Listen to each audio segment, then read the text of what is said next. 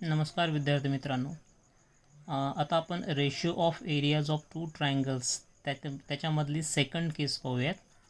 तर या केसमध्ये काय आहे की दोघांचा बेस सेम आहे. तर असं असल्याच्यानंतर त्यांच्या एरियाचा रेशिओ हा कशाच्या इक्वल असतो किंवा कशाच्या प्रोपोर्शनल असतो ते पाहूयात. स्टेटमेंट सिंपल आहे. Ratio of areas of two triangles with equal or same basis is equal to the ratio of their corresponding heights. म्हणजे दोन केस आहेत, दोन वेगवेगळे इंडिव्हिज्युअल ट्रायंगल्स असतील ज्यांचा बेस सेम असेल किंवा दोन ट्रायंगलचा बेस कॉमन असेल. म्हणजे दोन्ही डायग्राम्स ह्या एकामध्येच असतील किंवा दोन इंडिव्हिज्युअल ट्रायंगल्स असतील. या दोन्ही केसमध्ये त्यांच्या एरियाचा रेशो हा त्यांच्या करस्पॉन्डिंग हाईटच्या रेशो जेवढा असतो.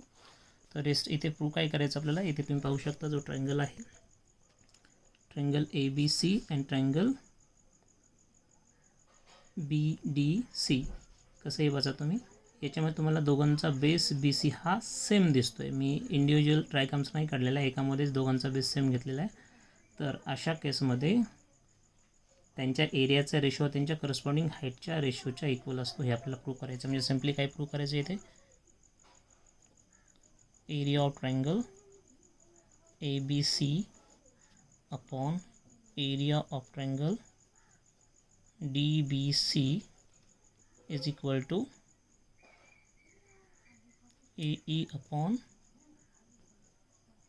DF or simply H1 upon H2.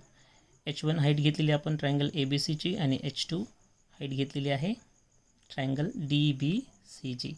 Okay, आणि दोघांचा बेस BC हा सेम आहे. तर as per the formula we can say area of triangle ABC is equal to half into base आहे BC इंटू हाईट आहे AE.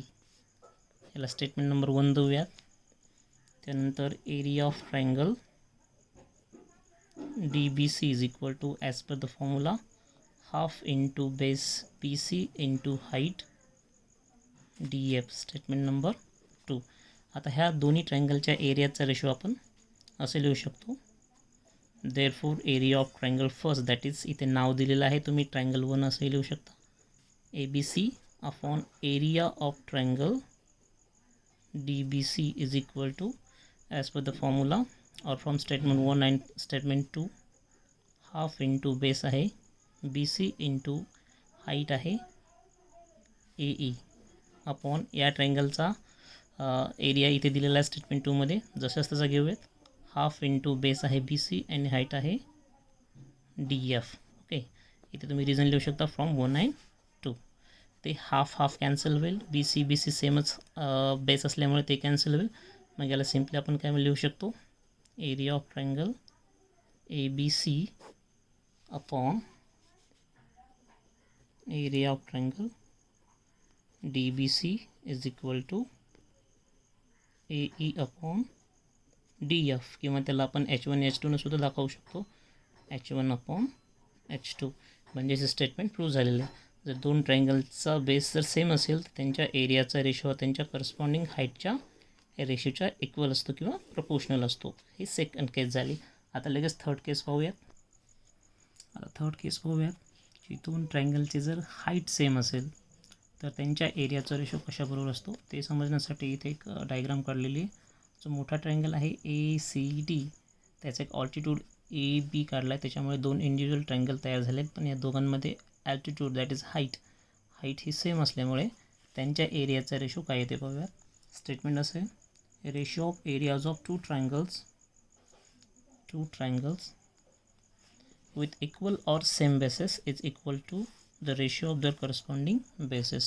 Okay, इथे पण individual diagram तुम्ही काढू शकता ज्याच्यामध्ये length of the height same असेल, किंवा अशा प्रकारे ऑल्टिट्यूड काढून तुम्ही दोघांची हाईट इक्वल आहे असं दाखवू शकता.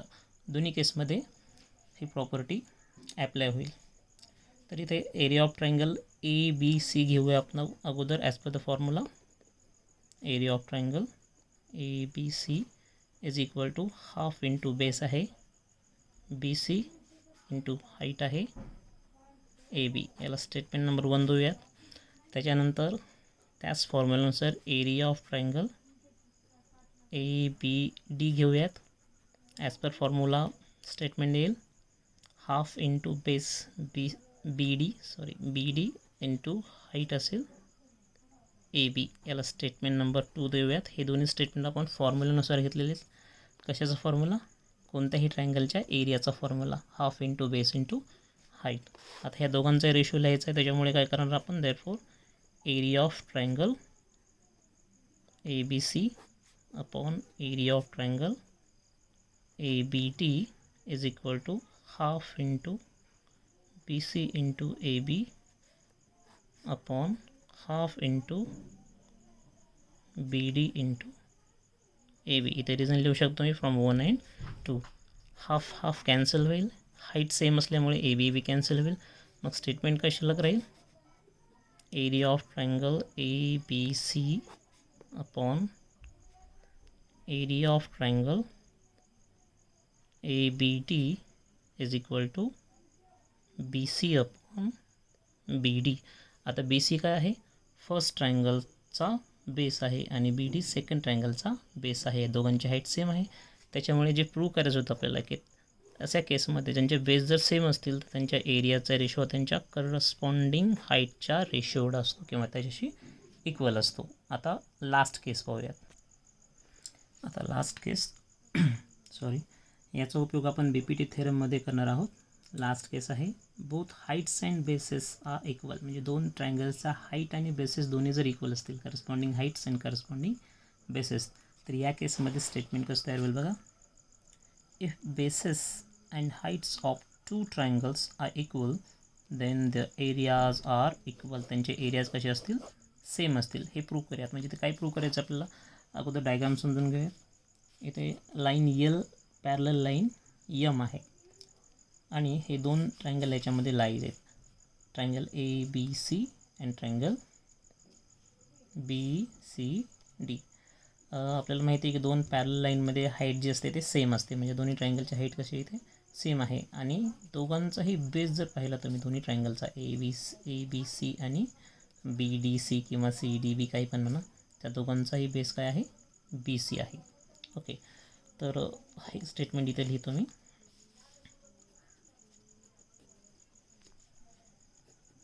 In the figure,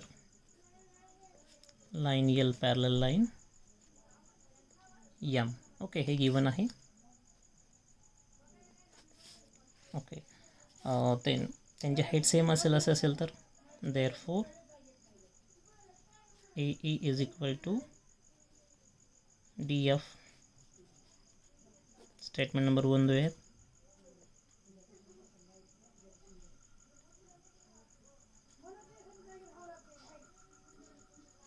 heights between two parallel lines. आपल्याला माहिती असायला पाहिजे की दोन पॅरलल लाईन्समधली हाईट ही नेहमी इक्वल असते. तर बेसेस पण सेम आहेत ॲज पर द फिगर. दोन्ही ट्रायंगलचे बेसेस सेम आहेत. Okay, therefore area of triangle ABC is equal to half into base आहे, BC इंटू हाईट आहे पहिल्या ट्रायंगलची AE. तुम्ही डायग्राममध्ये पहा. स्टेटमेंट नंबर 2 देऊया त्याला. Also area of triangle BCD is equal to half into base आहे BC आणि हाईट आहे दुसऱ्या ट्रायंगलची DF. याला स्टेटमेंट नंबर 3 देऊयात. माझ्याकडे जागा नाही आहे इथे. हे आपण एरिया ऑफ ट्रायंगल्सच्या फॉर्म्युलानुसार लिहिलेले आहेत. Okay, therefore area of triangle ABC upon area of triangle BCD is equal to half into BC into AE upon half into BC into DF. Okay, तर याचं रिझन लिहू शकतो आपण from 1 and 2. Half half cancel होईल, BC cancel होईल. मग त्याच्यानंतर आपण असं लिहू शकतो इज इक्वल टू, हे लिहित नाही लेफ्ट हँड साईड मी, AE अपॉन DF. आता इथे पहा AE इज इक्वल टू काय आहे, DF आहे. म्हणजे परत मी याला AE लिहिलं असं, याला लिहून फ्रॉम याला आपण लिहू शकतो फ्रॉम 1. 1मध्ये तर आपण ऑलरेडी प्रूव्ह केलेलं आहे. फ्रॉम 1 मग ए पण कॅन्सल होईल, इथे 1/1 राहील. म्हणजेच काय होईल, area of triangle ABC upon area of triangle BCD is equal to 1/1 होईल. क्रॉस मल्टिप्लिकेशन करा. Therefore area of triangle ABC is equal to area of triangle BCD. चालेल, जे आपल्याला प्रूव्ह करायचं होतं ते प्रूव्ह झालेलं आहे.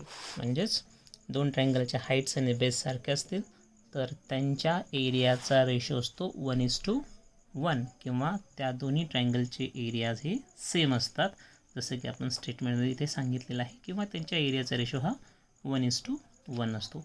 अशा प्रकारे आपण तिन्ही केस इथे समजून घेतलेल्या आहेत. ओके, मला आशा आहे की तुम्हाला हे चांगल्या प्रकारे समजलं असेल. थँक्यू.